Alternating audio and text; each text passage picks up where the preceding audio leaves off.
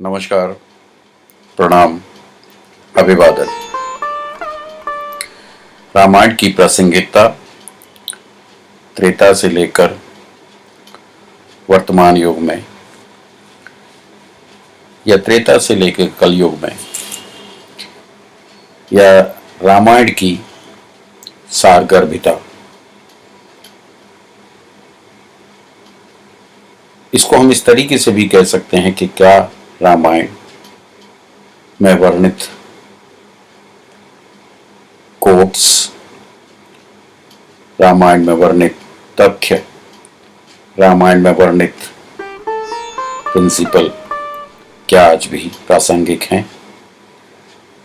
क्या उनकी कोई उपयोगिता आज भी है? इसी चर्चा में एक बहुत ही गूढ़ मगर सहज शब्दों में महत्वपूर्ण बात लिखी गोस्वामी तुलसीदास जी ने कि सचिव वैद गुरु तीन जो प्रिय बोले भयास, राज धर्म तन तीन का होए वेग ही नाश। सचिव, वैद्य और गुरु, अगर ये प्रिय बोले भय आस, डर की वजह से प्रिय बोलने लग जाएं, यानी कि सत्य को सत्य न कहकर उस व्यक्ति के अनुकूल बोलने लग जाएं जो उस व्यक्ति को प्रिय हो, तो राज, धर्म और तन, इन तीनों का ही क्षय या इन तीनों में ही हानि अवश्यंभावी हो जाती है। अब बात यह आती है कि इसको वर्तमान में किस संदर्भ में और किस प्रकार देखा जाए। तो सचिव आदिकाल में बड़े बड़े राजा महाराजाओं के, बहुत बड़े सेठों के, धनाढ्य व्यक्तियों के हुआ करते थे और वह उस राजा को या उस व्यक्ति विशेष को जिसके साथ वो अपनी सेवाएं दे रहे होते थे या जिसके अधीन या जिसके लिए वो कार्य कर रहे होते थे, उसके लिए वो हमेशा एक ऐसा आईना होते थे जिसमें कि वो उस सत्य को उसके सामने रख सकें जो शायद उसको प्रिय न हो। इसमें एक बात बड़ी महत्वपूर्ण हो जाती है कि अगर भयवश उसने उस सत्य को उसके सामने नहीं रखा तो इसमें न केवल उस व्यक्ति का जिसके साथ वो है, वरन उन सभी व्यक्तियों का जो कि उस पर आश्रित हैं, उनका भी नुकसान संभव है। तो आज की तारीख में अगर सचिव हम अपने अधीनस्थ कर्मचारियों को या अपने मातहत कर्मचारियों को, जिनसे कि हमें ये अपेक्षा रखनी होती है या जिनसे कि हमें ये अपेक्षा होती है कि वह हमें उस सही आईने को या उस सही परिस्थितियों को या उन सही तथ्यों को हमारे सामने रखें जो कि सही मायनों में समसामयिक हैं और अनुकूल हैं, चाहे उनका, क्योंकि उनका अंततः परिणाम सुखद आएगा उस व्यक्ति विशेष के लिए भी और उन सभी व्यक्तियों के लिए जो कि उस पर आश्रित होते हैं। यह बात तो रही सचिव की। अब वैद्य, वैद्य के बारे में ये कहा जाता है कि इंसान वैद्य के पास जब जाता है जब वह किसी न किसी रूप में बीमार हो जाता है और वह अपनी पूर्ण क्षमताओं का प्रयोग करने में असफल हो जाता है। रोग शारीरिक हो सकता है, रोग मानसिक हो सकता है या रोग भौतिक हो सकता है। रोगी का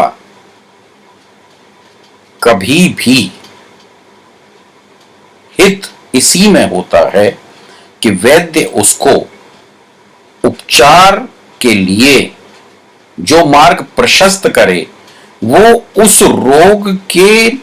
मद्देनजर होना चाहिए, न कि रोगी के मद्देनजर जो कि उसको प्रिय हो। अन्यथा रोग का तो क्षय नहीं होगा,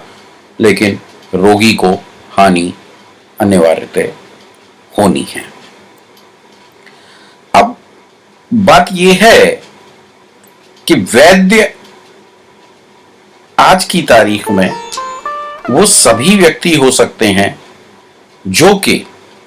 हमारे लिए बहुत ही उपयोगी होते हैं, जिनकी अगर सेवाएं हमें सही रूप में सही तरीके से न मिलें तो निश्चित रूप से हम अपनी पूर्ण क्षमताओं का उपयोग और उपभोग नहीं कर पाएंगे, जिससे कि हमारे श्रम का, हमारे धन का और तन का तो निश्चित रूप से विनाश होना संभव है। अब बात आती है गुरु की। तो गुरु का मुख्यतः यह काम होता है कि जो अपने शिष्य का हित सदैव साधे, उस शिष्य की उन्नति में जो जो चीजें उसके लिए उपयोगी हो उन्हें वो उसे बताए, या जो जो चीजें उसके लिए जरूरी हैं वो मुहैया कराए, या उन संसाधनों को उपलब्ध कराए, या उन संसाधनों के बारे में उसे बताए जो उसकी उन्नति के मार्ग में, या जो उसके यश के मार्ग में, या जो उसकी कीर्ति के मार्ग में सहायक हो। क्योंकि गुरु का काम हमेशा से व्यक्ति के जो अंदर का अंधकार है, व्यक्ति के अंदर का जो अज्ञान है, किसी ना किसी भी रूप में हो वो उसको दूर करना, और ये दूर तब होगा जब वह उससे उसको वाबस्ता कराएगा या उससे उसको परिचित कराएगा। अगर यही गुरु किसी विशेष परिस्थितियों बस या किन्हीं विशेष कारणों बस वो बात न रखकर उन बातों को रखने लग जाए जो उस शिष्य के मन मुताबिक हों, तो निश्चित रूप से उन्नति की जगह अवनति अनिवार्य हो जाती है। तो ये जो चौपाई है, या जिसे तुलसीदास जी ने एक दोहे के मैं माफी चाहता हूं, ये दोहा है और ये दोहा सुंदरकांड में निबद्ध है कि सचिव वेद गुर तीन जो प्रिय बोलें भय आस, राज धर्म तन तीन का होए वेग ही नाश। तो आज भी हम इस बात से प्रेरणा लें और इस बात को इस रूप में देखें कि रामायण केवल एक पूजा की, एक गायन की, वादन की पुस्तक मात्र न होकर, शास्त्र न होकर, या पूजा की कोई विषय, ये अनुकरणीय है। और जो चीज अनुकरणीय हो, जिससे हमारा दैहिक भी सुधरे, दैविक भी सुधरे और भौतिक भी सुधरे, तो वो वंदनीय स्वयं हो जाता है। फिर किसी अन्य दोहे या चौपाई के साथ पुनः प्रस्तुत होऊंगा, और रामायण कल भी, आज भी, कल भी की श्रृंखला में कुछ विचार निश्चित रूप से आपको प्रिय लगते हों तो इस चैनल को आप सब्सक्राइब करें और शेयर केवल उन्हीं लोगों को करें जिनकी कि इसमें विशेष रुचि हो। मेरा उद्देश्य इसको बहुत फैलाव देना नहीं है, लेकिन हाँ, अगर ये एक भी उस आदमी को प्रिय लगता है जो कि उस तत्व के लिए जागृत होना चाहता है या उस तत्व की प्राप्ति में अपने कदम बढ़ाना चाहता है, तो वो हम कदम बनकर साथ चलने का प्रयास करें। नमस्कार, प्रणाम, अभिवादन।